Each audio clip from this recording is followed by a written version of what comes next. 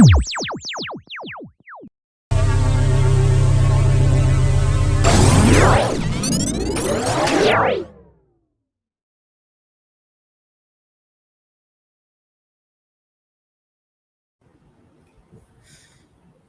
you for tuning in to the Peace, Love, and Awareness podcast. My name is Jennifer Bilbo. I'm your host. Today's guest is Annie Owens, and she will be talking about two of her near death experiences that she's had. My first near-death experience was totally different than my second one, and it happened within like a 6-month period. So I had the first one, and then I had the second one. Well, we're going to go into the long story of how it all happened. I was young. I was married. We didn't have any children. We lived out in the hurrahs, and we call it the hurrahs, but out in the rural area. And we were part of the backcountry horsemen's here in Utah. And we were going on one of their rides, and their rides where they'd go down to Moab and they go ride, and then you have a big old Dutch oven cookout. And so it was like a 2-day experience, 3-day, 2-night experience. And so we went down. My husband was sick on the way down, and we had somebody else taking our horses down. So we just pull over. He'd get sick, and he says, "You know what? Let's just keep going. I'll be fine. Everybody that I've worked with has this. By tomorrow morning, I'll be fine. I'll be able to ride. It's just what they had. I'm going through it. This is about 20 something years ago." And so anyways, we went down, and my husband got sick. He had pulled over, and we were fine. The next morning, he was right. He was totally fine. He was feeling good. We went horseback riding. We had a lot of fun. We had, and I'm not going to mention any names because of what happened, but it was an older man that was in our group, in our area. And he was very old school, with jokes in the matter of people joking around. That was really not something that, I don't know if you've ever been around people that you can't really joke around with because they don't understand jokes. And that's how he was. And so when we were joking around, my husband and I, he was taking it to heart, kind of like we were talking about him, but we weren't. Sorry, I'm gonna get water here. And so anyways, we went riding and rode all day. And then the next day we went for a ride, but we were going to be headed back the very following day. They had this big old Dutch oven, as I told you, very rich food. Oh, it was good. I like Dutch oven.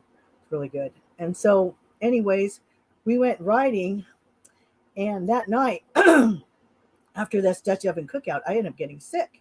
And I never even put it to thought that I'm sick because my husband was sick. It was just, the food was a little bit too rich. Maybe I just couldn't handle it. And I was getting sick. And that night, my husband's like, "Well, our friend brought our horses down. We can just go ahead and go home." And I'm like, no, I'll be fine. We'll just leave out in the morning with everybody else. So that night we go to lay down, and I'm having a hard time sleeping. And something tells me, and it's in my head. It's not like hearing it in my ears, but they say, "Get up and go home." And I thought to myself, okay, whatever, I got up, I got sick again, and I come and lay back down. I think, okay, it's nothing. So I started going back to sleep again. This time it was a little bit louder, and it was, "Get up and go home." And I'm like kind of sitting up and shifting. My husband's like, "What's going on? What's going on?" I said, "I keep being told that we're supposed to go home." And he's like, "Well, come on, we can go home. It's not a big deal. Let's just go."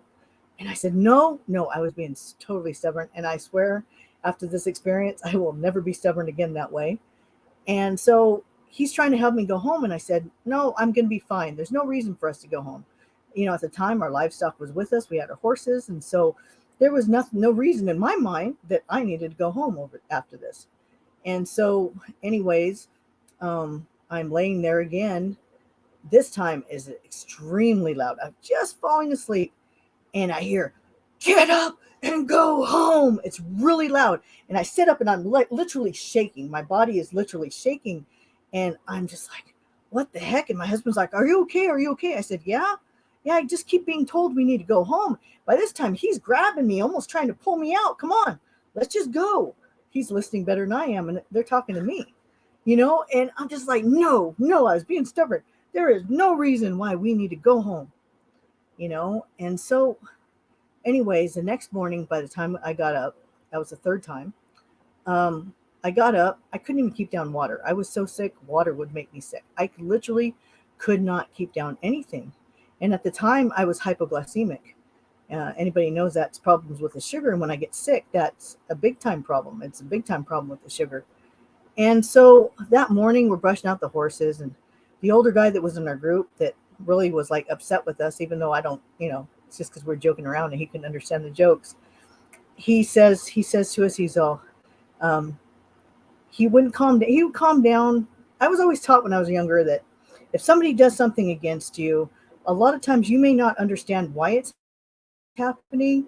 I was always taught to kind of basically turn the other cheek and try to be kind to them, and sometimes that'll soften them up. And that's pretty much what I did with this older man.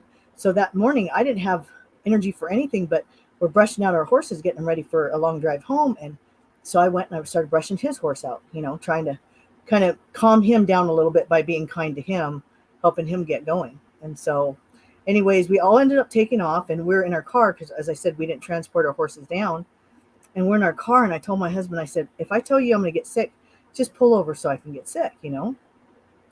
Well, we're driving, and I just told him all of a sudden, you need to pull over. I'm going to get sick. So we pulled over to the side of the road, and I leaned forward, and that is the last thing that I remember. My husband said I ended up falling backwards over his lap, and my eyes were rolled in the back of my head. All I saw was the whites in my eyes.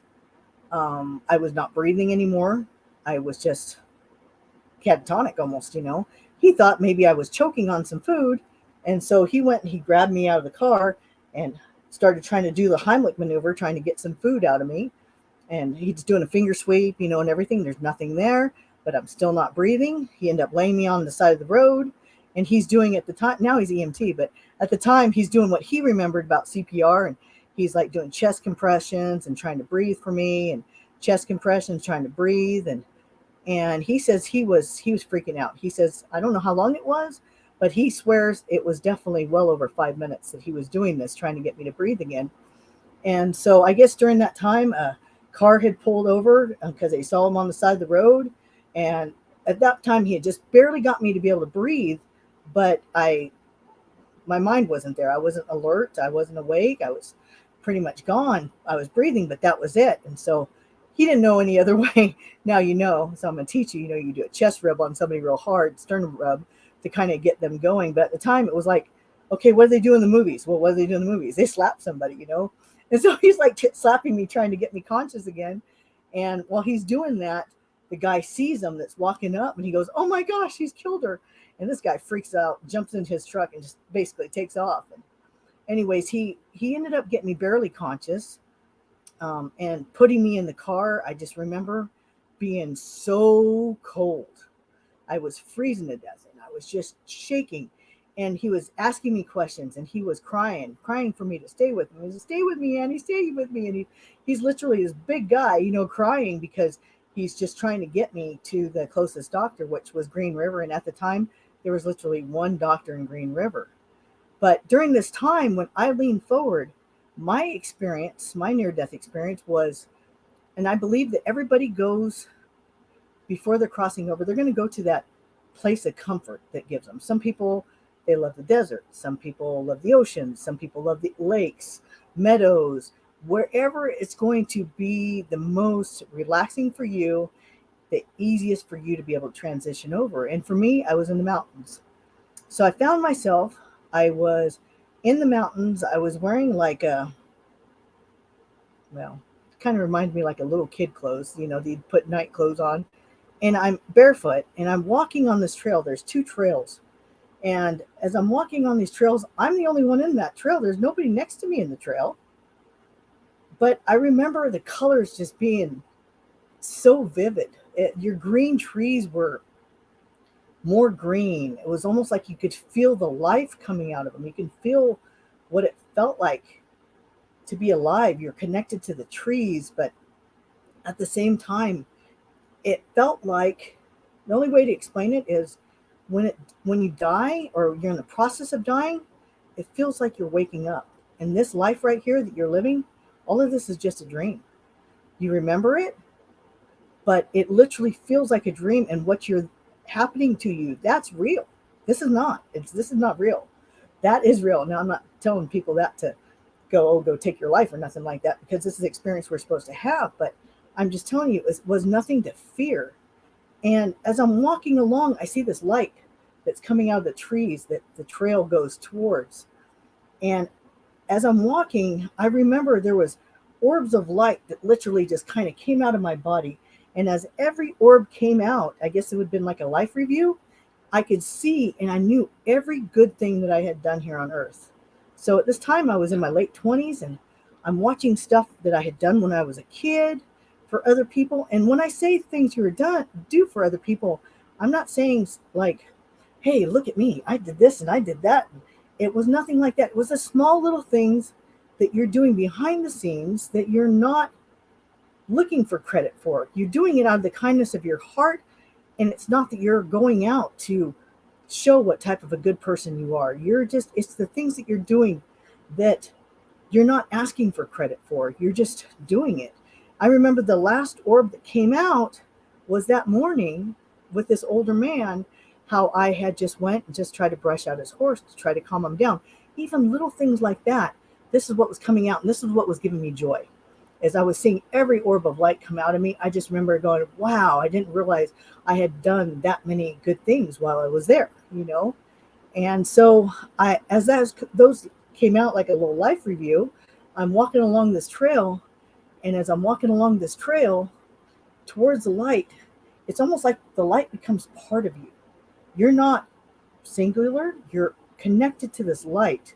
And this light is pure love, because the closer I'm getting to this light, and I'm walking on this trail, and there's like nothing to poke your feet, no rocks, no pebbles.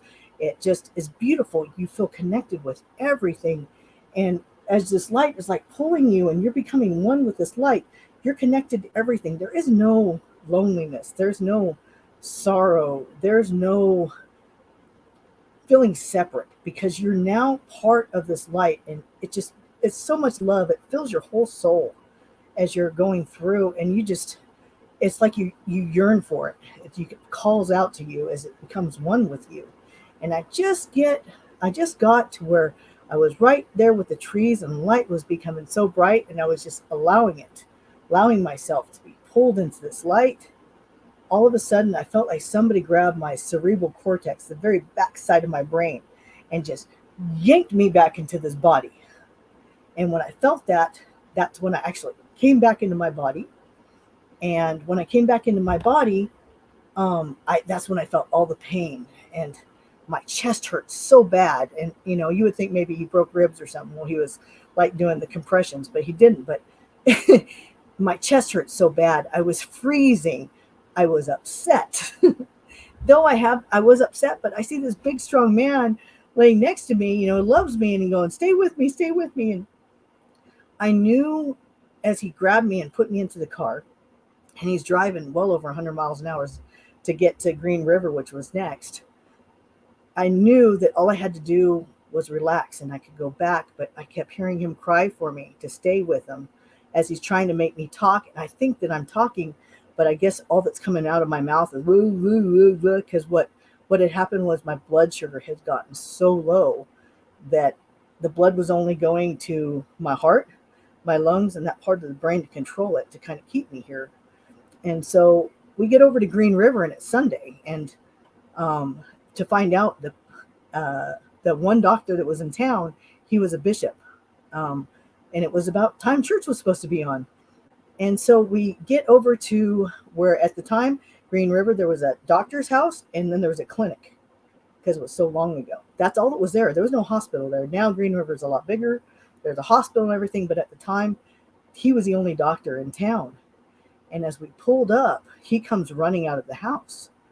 And anyways, he asked what was wrong. My husband said, I believe her blood sugar's totally dropped. And so anyways, they ended up wheeling me in.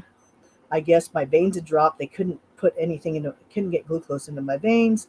They ended up actually going through my ankle to get it into me.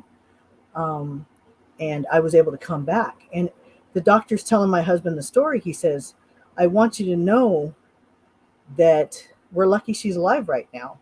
And he says, let me tell you what happened this morning. He says, I was going to go to church. I got into my truck, And I realized I had forgotten my scriptures. He says, so I wasn't too far away. I turned back around, came to get my scriptures. And by the time I found my scriptures, I no longer could find my keys for the truck. He says one thing happened after another and after another to keep me here.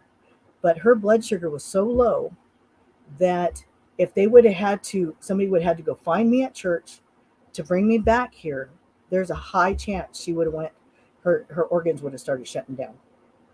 So there's a reason I was alive on that one, even though I was dumb, and maybe I was dumb so I can tell my story to not be dumb myself, like what happened to me. But that was my first near-death experience. It was the feeling of becoming one with everything all at once. And, I was upset when I left. I did have some issues after this because I had gone long enough without oxygen.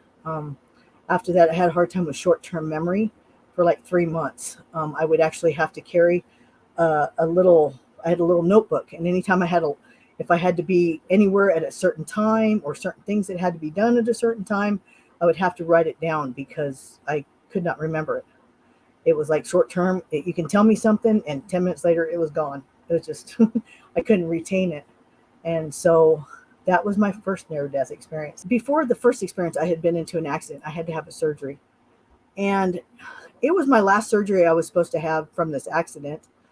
And I had already had one on the other side.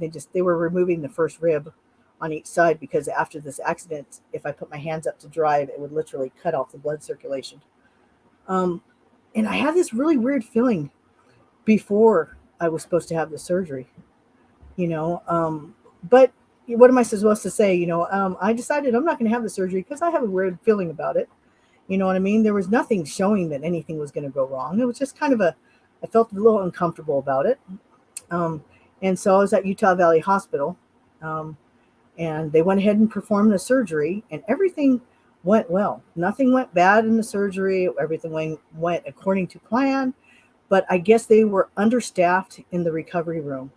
And when they were understaffed, they weren't charting things right.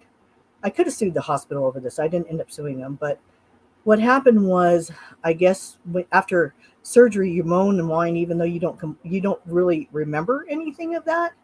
But they went ahead and gave me a shot of morphine, and then they didn't chart it. Then they went ahead and gave me another shot of morphine and didn't chart it. Well, then they had a shift change that happened. And so they did the shift change, and I'm still moaning and complaining, unbeknownst to me. I don't remember any of that. But I was complaining, and I guess during the shift change, they decided they needed to give me another shot of morphine because it wasn't charted, or it wasn't charted correctly. And what ended up happening is it just totally stopped my heart. They actually even came out to my husband, who was in the waiting room, and they were saying, we're working on resuscitating your wife. She has stopped breathing. We'll let you know what's going on. So he's basically pacing back and forth going, what the heck's happening? Because the doctor's already come out and told me that the surgery went fine. There wasn't any issues and everything went according to plan.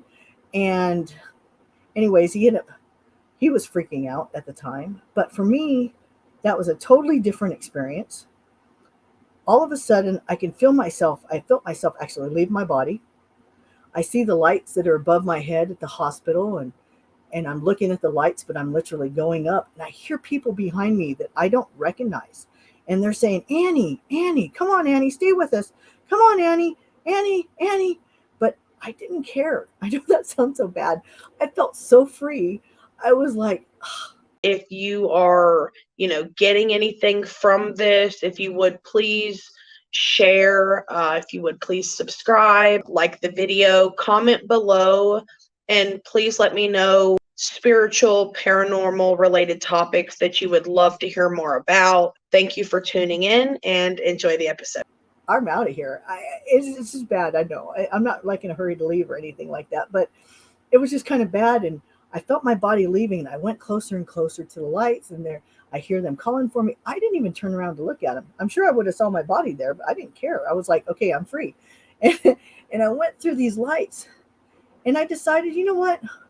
I'm just going to see where my spirit carries me. And so I'm floating, and I end up just allowing myself to go wherever I'm supposed to go. I was just like, I wasn't worried about it. I wasn't afraid of it. I didn't have any fear. I feel bad for my husband now, but at the time I really wasn't thinking about anything other than, hey, I feel good. I feel free. And I ended up floating up to this area. The only way I can describe it is it looked like to me like fluffy clouds, but it was a ground, but it wasn't a ground. I don't understand. I was like coming up and I saw there was 5 people. They had robes on and they were standing kind of around in a circle and they were talking to each other.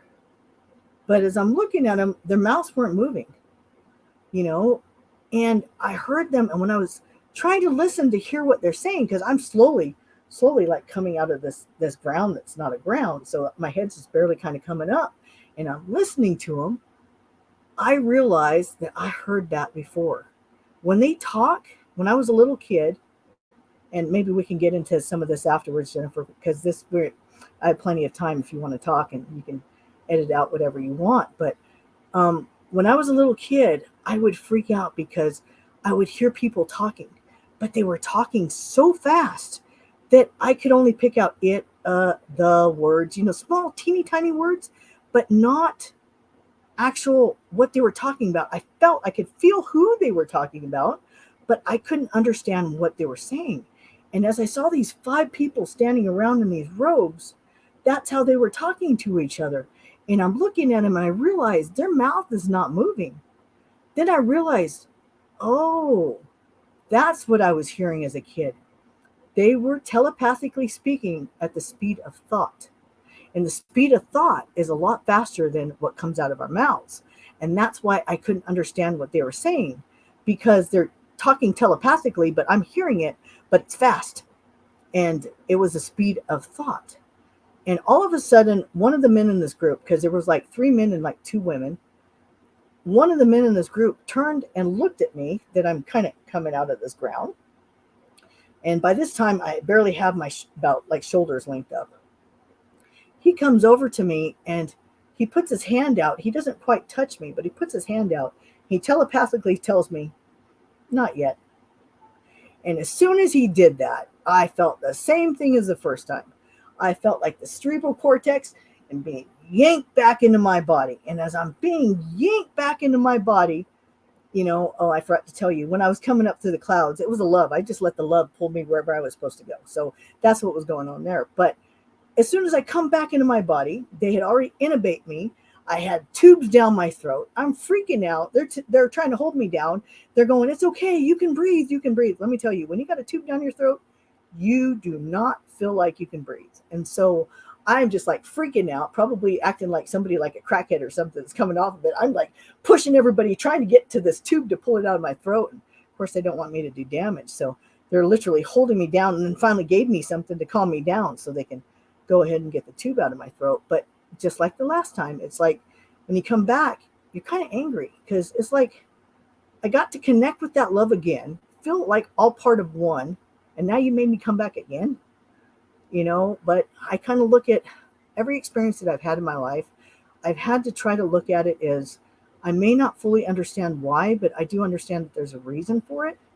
And because of that, I just kind of try to take it in stride and just go, okay, write it down in my journal and just go from there because, everything that happens has a reason. And sometimes it kind of opens up new ways and perceptions of ways to look at things. So that was my second one. I didn't have a life review on that time. I just let the love carry me wherever I needed to go. And it felt so good. And then being pulled back in here, it's like, again. So anyways, as I said, it's not too major and, life altering because I just try to allow everything to happen. I've got so many spirit stories, so many different things that have happened in my life that I just kind of let it be and say, okay, there's got to be a reason for it. So, during your first experience, you mentioned hearing a voice multiple times telling you to go home. Yes. Do you I know who that voice is? I did learn later on, and that's what we are going to see if we had time to discuss was listening to your Mhm. guides. I did learn later on that that was a voice of one of my guides, and that is one that has really helped me out throughout my lifetime. He tells me things that are going to happen.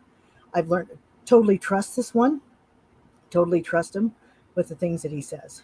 But that was one of my guides that was telling me to go home, go home. So Prior to your near death experience, it sounds like that was not necessarily the first experience where you heard your guide. at that point, it's when I started awakening to it. It wasn't until after the first death experience that I started realizing that, I'd always been brought up religious wise in my religion that you need to listen to your inspiration. They call it the Holy Ghost, and to listen to it, and they'll lead you where you need to go. But I did not realize to what extent that it wasn't like one being or what. I don't know how to explain it, but that we all have our own guides to be able to guide us around, to learn to trust. Sometimes our guides step in and they're family members. Sometimes our guides are ones that have been basically assigned to us, that maybe our best friend from somewhere else and have been assigned to help us out in this lifetime. And for me, I have found that I have certain guides. I know what they sound like. I know what they feel like when they tell me things. And a guide will never, ever tell you something negative. They may warn you, but they're not going to say and negative things towards you or about other people. They may warn you. They always have those warnings of, okay, well, you might want to be a little cautious about it, but they're not going to tell you what to do. They're there to guide you, not tell you what to do, other than go home. That was a guide. They're trying to guide me. Hey, you might want to think about getting home. Hey, you might, because if I would have been home and gotten sick like that, I would not have been expelling extra energy, brushing out horses, doing anything. I would have been in bed. I would have been having access to chicken noodle soup or something. My husband trying to help me along with it. And I didn't listen. Because I didn't listen, that's why all this happened. My blood sugar just dropped too low. So, there's reasons for everything. During your second experience, Uh-huh. who do you think those five beings were that were standing there telepathically speaking at the speed of thought? I really believe they were my guides. I think that I kind of went towards those guides. And as I told you, there was three men and two women. Um, I can tell you a story when I was a little kid. When I was telling you I'd heard them when I was a little kid, I was, I had to been probably about 7 or 8 years old. And in the morning, I came from a big family, and it was a Sunday morning. And usually Sunday mornings, my mom would wake us up. We'd have a big meal and everything. It was a Saturday or Sunday, because those are the 2 days my mom would get up and make a big meal for the family. And so I was a little hungry that morning, and I'm laying in bed and I hear voices, and it sounds like the voices are coming from the kitchen. So I'm like, oh, good. Maybe they're starting breakfast early and I can get some breakfast because I was really hungry, right? And so I get up and I go towards the kitchen, and I'm listening on the way there, and I'm hearing people talk. Can't hear what they're saying. I can't hear the words, but I can hear them, kind of going back and forth. So I get into the kitchen. There's nobody there. There is nobody awake in my house. I am the only one awake in my house. And I was like, my thought was, I was a little kid. You have your little fears take over. My thought was, maybe somebody's trying to rob it. Because we used to have and where we lived, we had the garage that was right off the kitchen. You walked outside, there's a small patio, and then there's a garage. And thinking maybe that's where the voices were coming from. And I'm like, and it's kind of funny looking back, because when you're a kid, you think you can hide so easily, and they'll never see me. So I'm like, I gotta hide, because if they see me, they're gonna get me. Those were my thoughts in my head.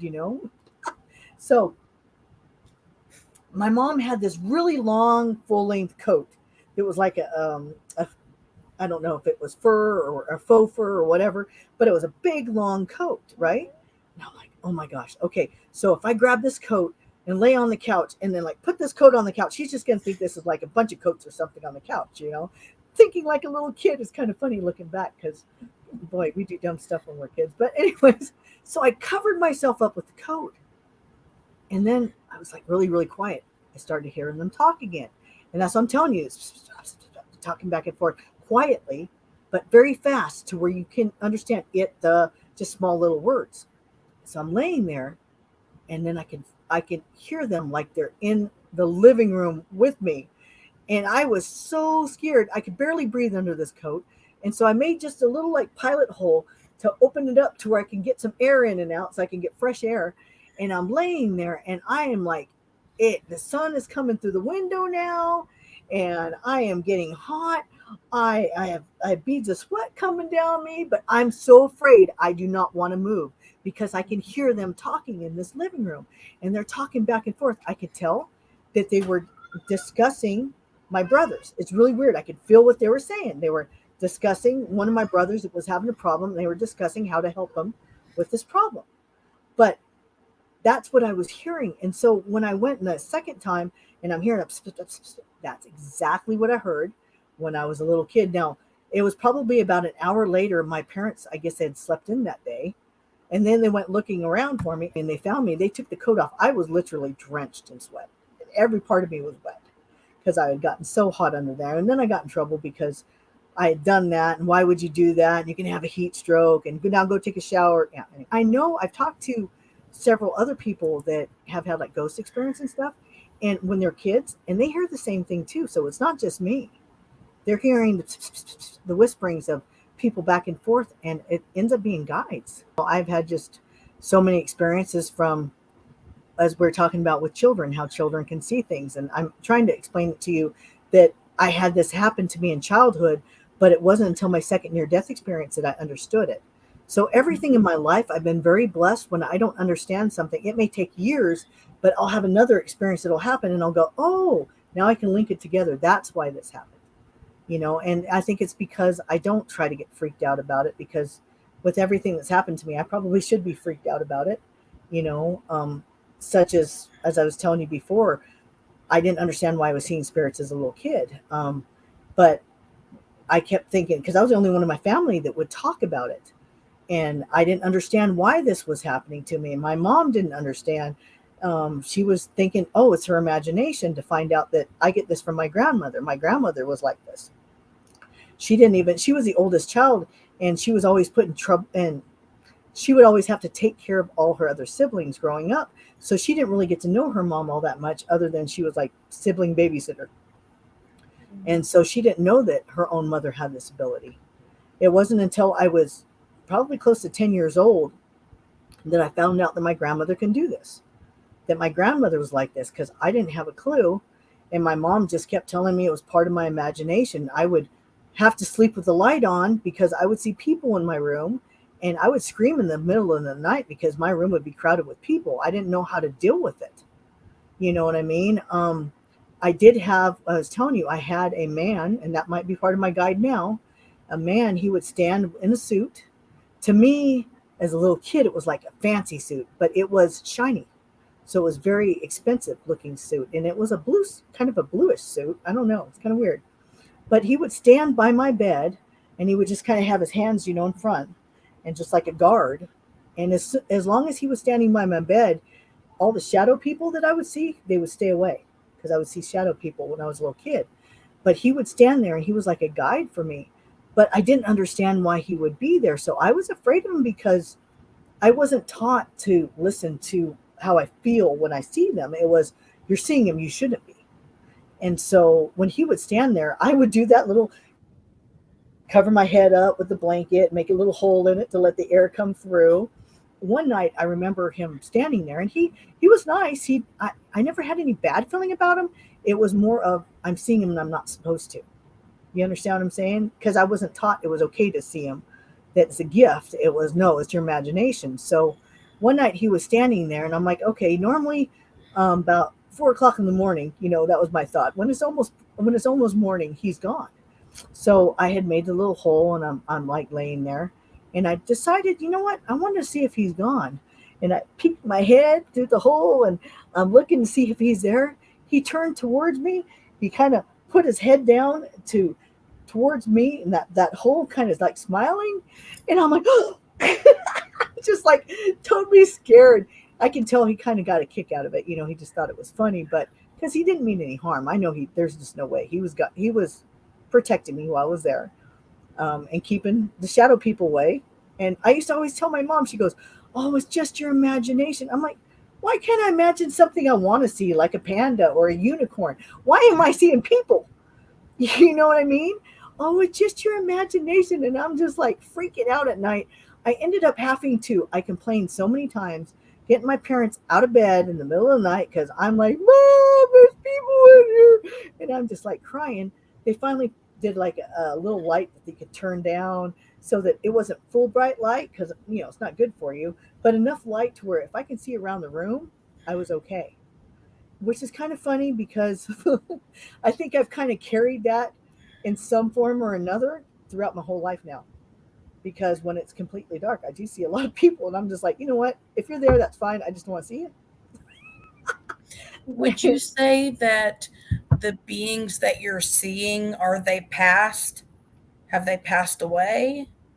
um, yeah, I would say most of them have passed away. Okay. Um, I'm not seeing on to like to the other side of ones that haven't been born yet. The only time I can tell you a story about my oldest son, um, and that brought spirits, but it's a long story. But with my oldest son, I was able to see an angel, and that was really cool. I'd never seen that before, you know. And it was with my grandmother. My grandmother was on her deathbed. She had cancer, and she kept talking about this beautiful angel that she would see, but she wouldn't call it angel. She would said, "Oh, beautiful lady." That's what she would always say, "Beautiful lady." And she was seeing both sides at this time. She was here, but she was also seeing the other side because it wasn't too long before she was going to pass. And I'm not going to get too much into the story other than my oldest son was supposed to come to me. I asked her before she died. She kept seeing a little boy coming and crying by her side.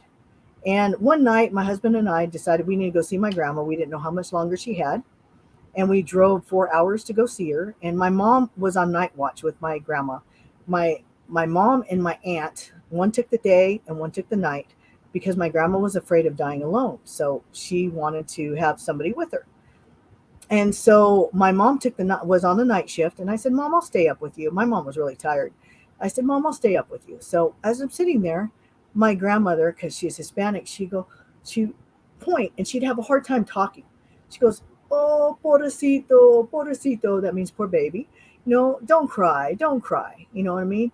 And so I saw this little boy go from one side of the bed all the way around her foot, and then right in front of me. And she goes, "Oh, don't cry, don't cry." So she was saying the little boy was coming to her and he was crying. And then later that night, she points to her foot. She points like at the sky, but by her foot.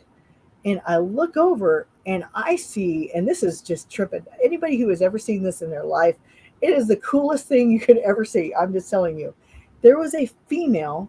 She had this beautiful robe on, but it's almost like there was ribbons behind her and they were moving slow. Like, you ever see those commercials where the cologne or perfume and you see it in the water and it's like the ribbons are moving? It's just so like beautiful and glamorous. The ribbons are moving and it was behind her, and a whole bunch of them just flowing, and her hair was just like flowing like it's in the water, but it was just like totally perfect and blue, beautiful, moving really really slow. She had like brownish hair, um, but it was just beautiful, and it was gorgeous hair, and it was just kind of flowing, and she just kind of came out of the ceiling, and she slowly ascended downwards, and then she just, or I guess it would be descended downward, and then she was there for a minute, and then she ascended right back up. By that time, my grandmother was able to speak when she started going back up. She goes, "Oh, beautiful lady, beautiful lady." So I knew the beautiful lady that she was talking about. I actually got to see her, and I was like, wow.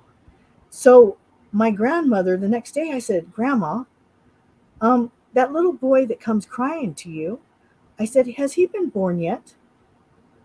And her eyes, it's almost, she was able to see both sides. So she's like, her eyes look over and they change. I can't explain it. The look in the eyes changed. And she looks at me, goes, "No, not yet." And I was like, because at this time we had been trying and trying to have kids and we hadn't been able to have kids. Long story short, I said, "Grandma, whose little boy is this?" And she kind of looks over and you see that the look change in her eyes again. And she comes back and she smiles and goes, "Maybe yours." Well, she said maybe because he didn't come out of my body. My oldest one, we were blessed to adopt. And I guess he had been coming and crying because he wanted to be in our family, and he was crying. That's why I saw him come in front of me. Wow. Um, he was family, so that's why my grandma's seeing him. That's why it's connected, because it was her grandson, and we were blessed to be able to adopt part of my family, and he was able to become part of my family.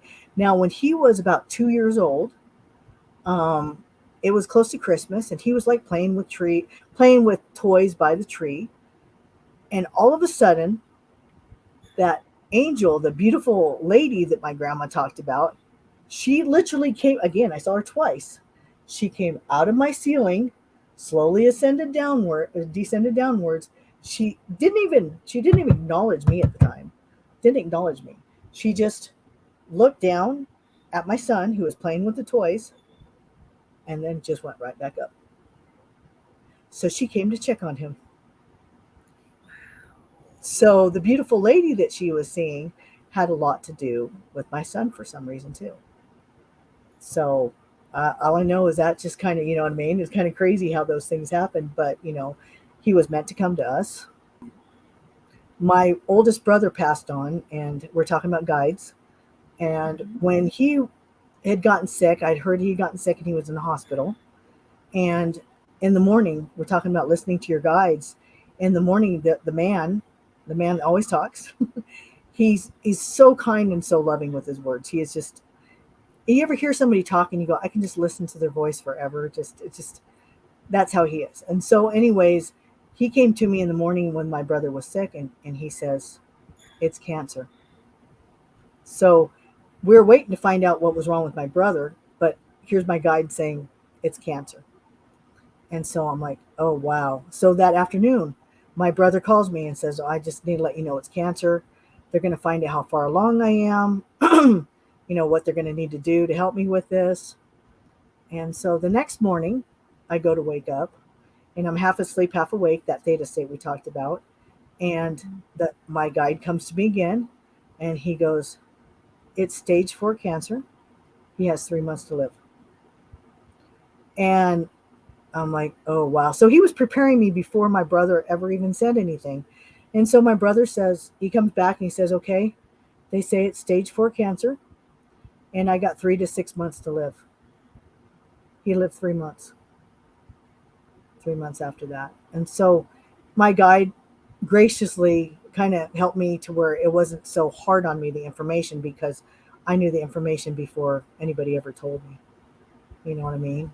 My guides have helped me so many times in my life. They help me now with everything that's gone on in my life. I'd probably have been saved from lots and lots of accidents that were going to take place. I was driving one time. I was driving a bus, and I came up to a light, and something felt off about it. And it was a green light, and I was supposed to be turning at that green light. And there was really not a lot of traffic. It was early in the morning, and my guide says, treat it like a four-way stop. And said, there's something wrong. That's what they said. There's something wrong. There's something wrong. Treat it as a four-way stop. There's something wrong. And so my heart started beating a little bit faster, and I'm like, okay, because I told you something felt off. So as I started coming up to light, instead of speeding up to take a left, I went ahead and slowed down to stop. And just as I did that, an old steel car, if you want to call it that, the bigger, old ones, comes running the red light. It would have sideswiped me right at my door. So I'm just saying, you got to listen to them, even though sometimes you don't understand why. It's better to be safe than sorry. And so, kind of like, say you're driving down the road, and for some reason it's like, you need to slow down. You don't know why. Okay, you're not in a hurry. You're like, okay, yeah, I'll slow down. No big deal. Or maybe something happens and it delays you from where you're at. There's always a reason for it. Sometimes we don't understand it, and sometimes we may never even find out if we listen. And maybe it wouldn't happen to somebody else. Maybe you're running late to work in the morning and you're like really frustrated. I'm late, but maybe there would have been an accident if you would have been on time. So I've just kind of learned to just listen, be patient, and just, you know, do the best I can with it, but let it go. You kind of have to let it go. But I did want to talk to you a little bit, if we have time, to talk about how to start listening to your guides, how to recognize your guides. so that you can listen, because energy is changing here on this earth, and more people are going to be able to do this so much easier. And if you start listening, it just makes your life a lot easier, because you have somebody helping you along, because we're here basically in a blind maze trying to figure out where we're supposed to go, what we're supposed to do, And so I did want to talk about the guides and how I started being able to listen to them, you know. Um, I I like to watch kind of videos sometimes about how the best to help yourself with different things. Like, this is how it started off with me. I listened to somebody and they said, when your guides talk to you, the easiest way to start listening to them, and this is simple, okay, is listen. Like, say you have something at the grocery store you need to get. Maybe you forgot you're going to go to the grocery store. Listen to, is it in your head? Is it, I need to go to the grocery store? Or do you hear, you need to go to the grocery store? You've never probably even paid attention to it. It's like, oh, you hear in your head, you need to stop at the post office. And then go, oh, yeah, I need to stop at the post office. But you heard it at first, you need to stop at the post office. So you just need to start little like that, listening if it's an I, if you're feeling it within yourself that you're saying it, or all of a sudden somebody's reminding you, hey, you need to go there. That oftentimes is your guide, because they're saying you need to go do it. And so I started listening and I'm like, wow, I didn't realize it. So many times during the day, these little things are told to me. And then I go, oh yeah, I need to do that. Almost like somebody's talking to you. Maybe you have a person next to you, go, hey, don't forget, you need to go to the store. And then you go, oh yeah, I need to go to the store. So it's just little things that they're going to prop themselves into.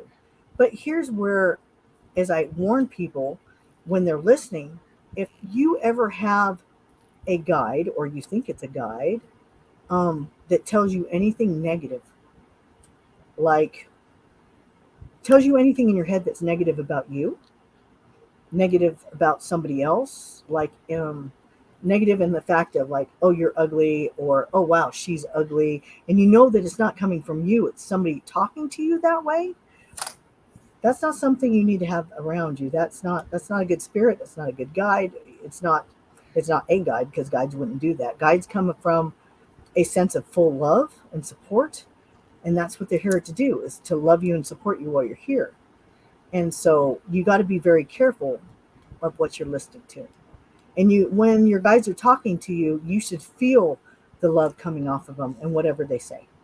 Just like when he was telling me about my brother dying, it wasn't mean, it wasn't malicious. I could just feel the concern he had, and he was trying to make it easier for me to deal with it. But guides are there to help you along. I remember the first time I actually heard it, literally heard his voice in my head. I was sleeping, and as I was waking up, I heard a man talking. And as I told you, with my brother. But before that, I had heard a man talking, and he told the other woman, which, as I told you, I have a female guide, that he told the other woman, shh, shh, she's going to hear you. That's what I heard him. Be quiet, she's going to hear you. And anyways, the female says, so she can hear us? And at that time, I was half asleep, half awake, and I actually talked out loud and go, no, I can't hear you, be quiet. So I kind of have fun with it if I can. For someone like me who can be a bit of a loner, and I'll admit that sometimes I talk to myself when I'm home alone. That's fine. And so sometimes when I'm talking to myself, I'll say, you need to get it together, Jennifer. But like, that's me talking to myself. Right. So what other tips would you have for me to identify my guides? There's lots of, as I told you, for everything there is here on earth, there's so many different ways to achieve the same thing. For a lot of people, there are, and I can even send it to you afterwards. I think his name is Jason Stevenson, but he's on YouTube, and he does like guided meditations. I love his voice. You need to find what resonates with you, but he has like a guided meditation, and I love guided meditations because they're like listening to a story. And as you're listening to a story, you're able to imagine and see a lot of different things. So he does like guided meditations, guided hypnosis type stuff. And one of them is meet your spirit guide. And so it's a story and you listen to it. And in the end, you're meeting your spirit guide. You're able to see them. That's one way you can do it. Um, Anybody that is interested in the spirituality aspect of this, they really need to get to where they can meditate. And this took me years, but I taught myself how to do it. And as I told you, the weirdest thing is now I can actually get into that deep meditation and I can connect with literally anybody dead or alive because we are literally all connected. Everybody thinks that you're separate. You're alone. You're in your apartment by yourself and there's nobody else there. But you know what? You're not. We are literally all energetically connected. And so when you meditate, it's just connecting to the source of all, which I told you when I was dying, you know what I mean? And I'm coming towards this light. I was connected with everything. Everything. I was connected with any plants that were there. I can feel the connection. There was no space between me and everything else because we are all one in our connections. We see ourselves as separate, but in all of it, we're connected. And so learn to meditate. For me, what I did was I started off with these guided meditations because that's how I taught myself. And I would listen to it and I got to where I'll tell you the stages that happened for me. It may be different for everybody else, but I got to a stage at first, it was just total relaxation. And I'm like, okay, this is great. I love getting to that relaxation point. Your body feels good. Then I started getting a little bit deeper and it felt like my body was just like vibrating. That's what it felt like. It was like a vibration that went throughout my whole body. And I just remember that feeling of going, oh, let me just stay here because that it was just so intense and so good. It felt so good as the body's just vibrating and it's everything inside. And then I got to a place even deeper than that, which that was where I had the connection. I felt there was no beginning of me and there was no end. I was connected to everything as I was in this deep, deep meditation. Okay. Now, the stages of it was I did the guided meditation that helped me relax. But then listening to the voice talk started bothering me because to me, it didn't make me feel like I can allow to go deeper. So I found music. And for me, I love to listen to, everybody has their own, what they want. I listen to like angelic music. There's no voices in it, but it's very calming and relaxing.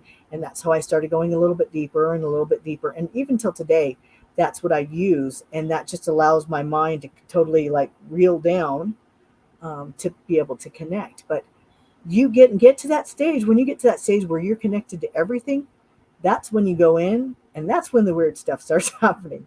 I'm just telling you, because once you get into that stage that you're that deep and you can connect it with everything, I would literally get into meditation and ask my guides, take me somewhere cool to see. That's what I would tell them. Take me somewhere cool to see things. And I would go into deep meditation and I would find myself on places that I have no freaking clue where it was at. And I was watching things happen. It was like, I don't think I was astral projecting as much as remote viewing places because I would get into, and I would watch everything that was happening. Now I'm going to tell you the weirdest thing was there was only one time this happened and I found myself on a craft that was not on planet Earth. It was huge. The hallway was like 35 foot tall. It was like a big hallway. And this is before they started talking about Space Force. And I'm standing in the hallway and my guide is talking to me. It was this female at this time. And she goes, they're going to see you. They're going to see you. You're going to get caught. And I'm like, I don't care. This is cool. Because I'm standing there and they cannot see me. And they are walking. There is human looking people walking up and down this hallway. And as they walked up and down this hallway, they had on their, I guess it would have been on this side, they had emblems on this side. And it looked like, to me, it was like the planet Earth behind the symbol, like Star Trek. It was really weird. It was like a Star Trek, the Star Trek symbol, but the Earth was like behind it. And there was some type of banner and something written in Latin that kind of went across that. Right. And I'm like, I kept looking at it and looking at it. And she keeps telling me, hey, they're going to see you. But I'm just like, wow, this is so cool. And I'm just watching them. They're just walking right by me on the hallway. You know what I mean? And all of a sudden, this man comes walking from the other direction. He stops and looks at me. And this man, he was very, very much a very sharp, how would I explain this? Sharp features, like very Hispanic, very South American, with very sharp features, where the skin is kind of like wrinkled, but it's that sharp Hispanic looking features. It wasn't like smooth. It was very, very hard featured. And he stops and he looks at me and I go, shit. And I pulled myself out, but I was caught. I'm like, uh-oh. And I removed myself from it. You know what I mean? I was just allowed to pull myself out of it. But Did you hear any of the humans on that craft talking? they were pretty much, they had like, some of them had glass pads in their arms that they were walking down and they were kind of like doing stuff with. It was like wherever I was at, it was some type of corridor from one part to another. But as I told you, it was tall. It was like 35. I don't know why it was so tall, but it was huge. You're just going, and I knew I wasn't on Earth. You know what I mean? They weren't really talking. I really didn't hear them talk. They were kind of chattering back and forth. Sounded like it could be English. You know what I mean? I don't know. But the weirdest thing was, then 2 years later or whatever, Space Force started coming out. And I wrote down the symbol in my journal. I was like, drew it out what I had seen. And I was like, that's kind of weird. Why? To me, the biggest thing was, why is there a Star Trek symbol on this? Why does it look like Star Trek? I'm not a very big sci-fi fan. Even everything that's happened in my life, I don't watch a lot of sci-fi stuff. That's just not how it is. And so I'm looking at it, I'm like, why is there that Star Trek symbol? And then Space Force comes out, right? And they're like, oh, let's put together the space. You know what? Now you look at the Space Force sign. I want you to look that up when we're done and see what that looks like. It's pretty dang close to exactly what I saw when I was on the board. It was crazy. So I don't know. The stuff that I see, it's just crazy. One time I went in meditation and I'll just say, show me something cool, you know? And you have to stay there in the mindset to allow it to happen. And I don't know how I did it this time. One time I went to, my brother was having this big get together with my cousins, and I was there and I was watching them have fun and they were laughing and stuff. And I'm like, hey, did you do this, this, and this? And they're like, yeah, how did you know? I'm like, I was watching you guys. It was so cool. But there are so many That's things. really What I'm cool. saying is we're all connected. We are literally, we can help each other so much if we just get to the point where we say, okay, we're all connected. I remember when I was actually shown this, because I got to a point in my life to where my guides were like, hey, you need to know this. And they would actually give me visions of different stuff that's going on behind the scene that I had no idea what was going on. But I got to where even the least among us, that, the ones that are suffering through, the ones that are homeless and everything else, that my heart went out to them because I realized that's part of me too. You know what I mean? We separate ourselves so much, but we're not.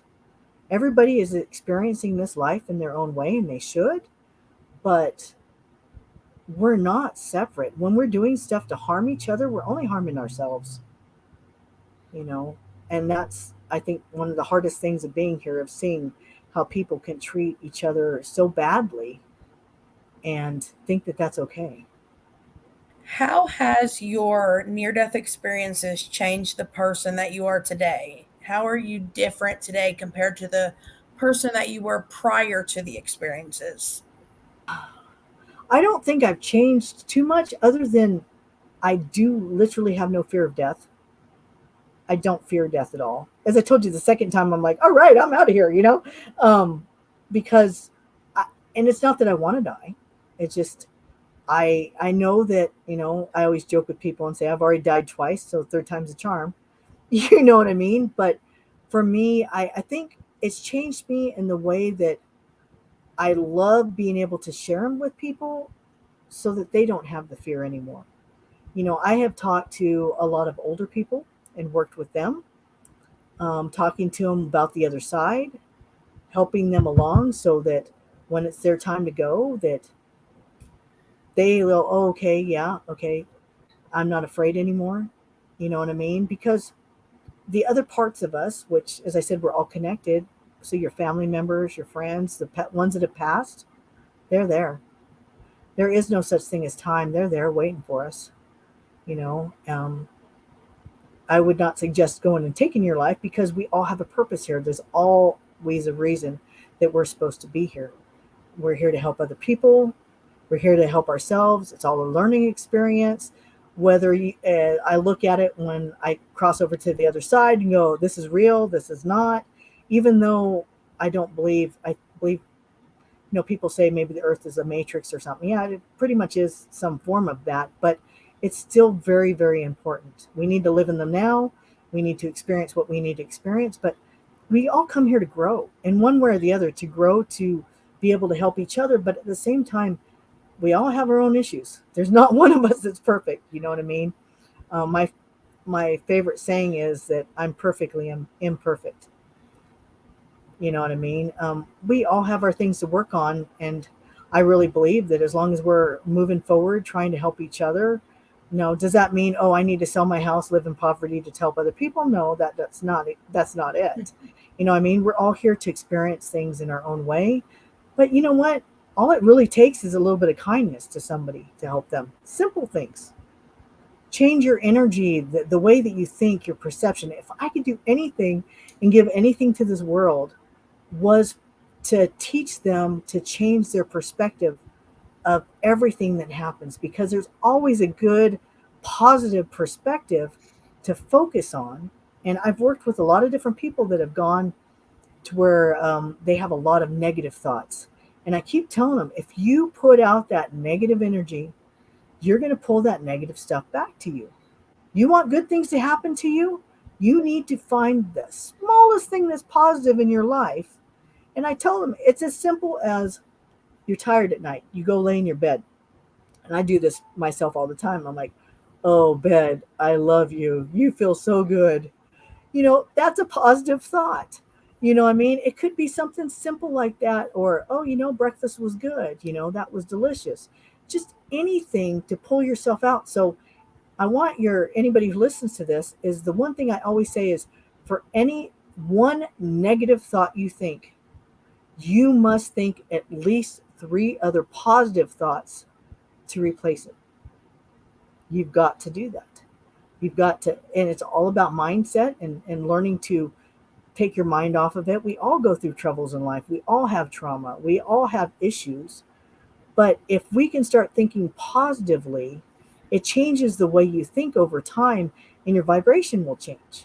And what I mean by vibration, you ever go into a room where somebody argued or had an argument before, and the argument's over, the people are gone, but you can feel that energy in the room. It just doesn't feel right in the room.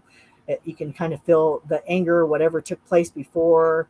Well, you can feel positive from people too. You ever go standing in the line for anything, and for some reason somebody's talking to another person, but you can feel the energy that's coming off of them that's positive. I've been lucky, and I think it's really cool that I've been in line before, and I'm just in a good mood, and and that doesn't mean you have to be in a good mood. Everybody has their days, but the whole thing is, don't stay there. But I've been in line and just been feeling really good, and there's an older guy in front of me, and I just kind of brought up conversation, and he goes, you know what? You just made my day. He says, I was having a really bad day, but being around you and feeling your energy, this is what he told me, feeling your energy, I feel so good about myself right now. And if we can all just do a little bit of that to help each other, this world would be totally different. It really would. Of course, there's always going to be some bad people out there that are trying to take advantage of this person or another. But you know what? The more positive people that we have, the more it's going to stand out, the negative, the ones that maybe you shouldn't be around, maybe the ones you shouldn't trust, but we could all do even just a little something to make it easier on the next person. you know Something as simple as, I remember we're at a grocery store, because I'm empathic, so I feel what other people feel, and sometimes I try to shut it off because it becomes too much.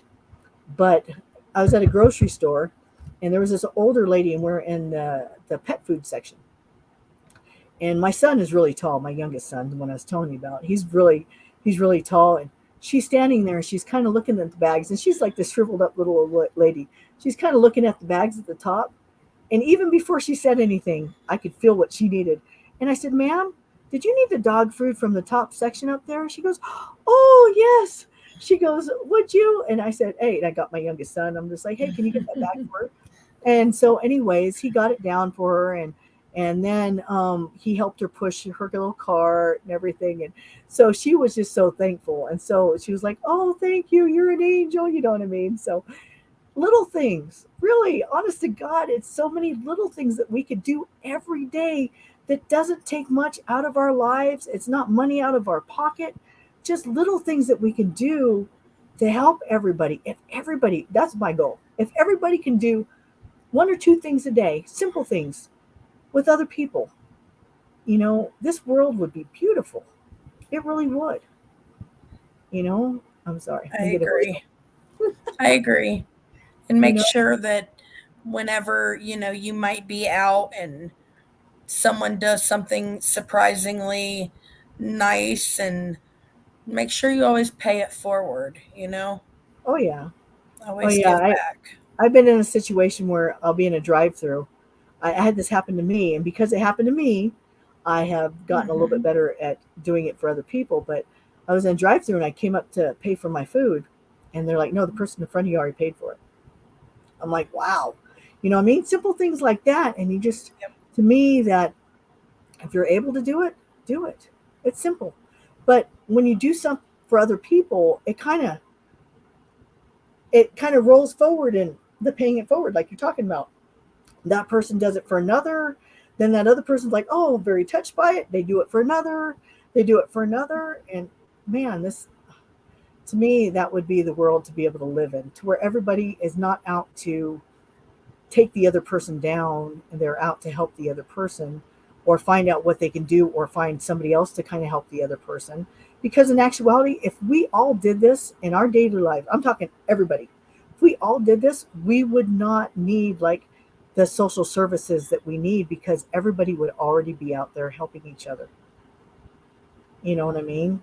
Instead of, I think we should charity give to, be charitable, and not have to go through the government to do this stuff, for them to say, oh, this person can have it and that person can't, that we're all helping each other. What was the most profound knowing or knowledge that you learned during your near death experience? I think the most profound, well, there's several of them. The most profound is realizing this world ain't real. I know that's hard to say. It is real because we're here, we're experiencing it, and for here, it's really real for us. But realizing that when you die, it feels like waking up. You feel like you're totally alert. Um, and the most thing is, as I was telling you, is the feeling of becoming one with everything, to where there is no separation. It is just all one, and it's so much love that you just feel so good. If you ever had a very spiritual experience that made you feel like you're crying, could you imagine that times 100? Because that's literally what it feels like. So when I was brought back and I was removed from that feeling, that's why I was upset, because I was like, no, I got to feel that intense, intense love and feeling part of everything. And now you just pulled me out of it. Now I had to come back to here, which is not the same thing. You know what I mean? So I think that was very profound, understanding the connection to everything. And that's why I push so much of that we're all one. And so I think the hardest thing is that lately they always push racism this and racism that. And when you go through this profound experience, it doesn't matter what your skin color is, it's your soul. Your soul is all one. It does not matter what you look like on the outside. You are literally all one. So there is no racism. And so I think, well, there's no, I think racism is all a man made thing that comes about to make you feel a certain way. But there is really no such thing. And in God's eyes and spirit, whatever you want to call it, we are all one. There is no difference between what color you are, your background, rich, poor. It doesn't matter, And so, if I could push that forward with everybody, is to bring forth love to whatever skin color, background, or whatever. It is the soul to soul connection that we need to start paying attention to, not to the color of the skin or what the person looks like or how rich or how poor. I've been around people that have a lot of money, and I do not, some people get intimidated by them. I don't, because I do realize that we are all the same. So, oh yeah, they're blessed with maybe a lot more money than I have in this lifetime, but that doesn't necessarily mean that, they're better or anything else like that. So, yeah. What advice would you give someone who has recently had a near death experience to help them integrate the experience into their life and evolve? I would suggest, well, first stop is write it down, journal it. Journal every thought, every image that came to you, everything that happens. And I think if more people, and I've seen a lot more are coming out about their near death experiences, let people know, because there's a lot of things I've been shown that's going to be happening, and death is part of it. There's a lot of death, and even look in the news. There's a lot of death that's taking place. You know, so death is going to be a large part of it, and the more near-death experiences we can put out there, the easier it's going to be for people to transition without the fear of where they're going. So I say talk about it. Talk about it to anybody who will listen to you about it, so that it will help them. As I told you, I've dealt with a lot of old people. I've dealt with people who are dying of leukemia, talking with them, working energy, doing energy work with them to allow them to be able to let go, helping them transition easier without trying to hold on to this life so much. So talk to anybody, talk to everybody. You know what I mean? Put it out there. Everybody's near death experience. There's no one type of near death experience. That's why I was explaining that I had two different ones, totally different. But I think it was because by the time the second time came around, I was ready. It wasn't like, oh, this is new. It's like, oh yeah, okay, I'm done. You know, type of thing. But everybody's is different, but it is different in a way to be able to help them transition. That's why it's different. Because the way that it makes it easier for me may not be easier for somebody else. So everybody's different, and I think the more we get it out there, the more it'll help other people. You know, What is the purpose of reincarnation in your opinion?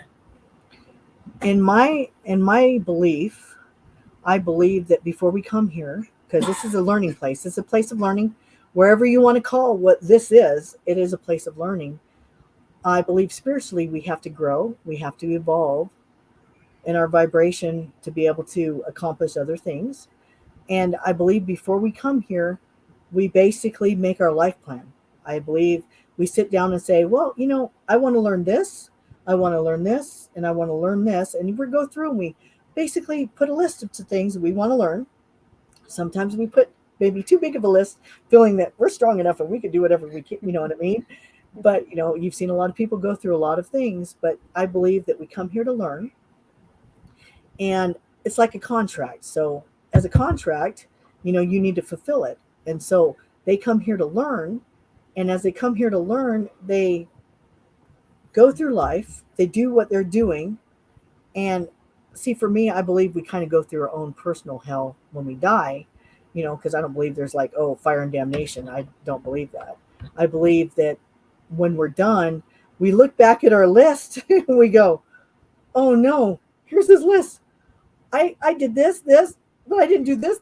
Oh, you're got this contract. You still need to learn this, And so I believe that the reincarnation is, you didn't learn everything that you said you were going to learn here. So now you're recycling back into it to do it again, because you still need to learn this for your soul. I believe that's why it happens. I believe we come here like in group families, if you want to, that we kind of help each other along, to do it. But I believe that that's why we reincarnate here on this earth. Reincarnation in other places, it might be a little bit different. But here, it's because we need to learn the stuff that we set up to learn. So we'll leave it on that note instead. Agree. Yeah. All right. Well, thank you so much. I think a lot of people are going to get a lot of good information from this episode. So thank you so much for your time and sharing your experiences. All right, great. Good talking with you. Thank you. Have a good night. Night.